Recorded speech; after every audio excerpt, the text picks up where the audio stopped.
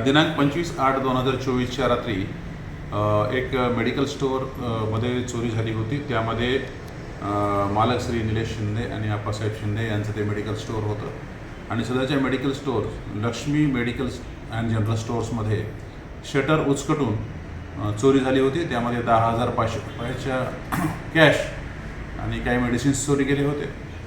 त्या संदर्भात अवघ्या 2 तासामध्ये आमच्या टीव्हीच्या लोकांनी विधी संघर्षित 2 बालक ताब्यात घेतलेले आहेत।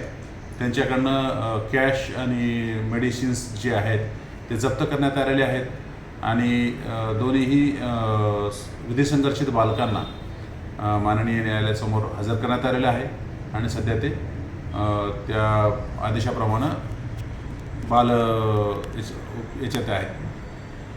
काय यांची मोडस काय? हे शटर उचकटून गुन्हे करतात।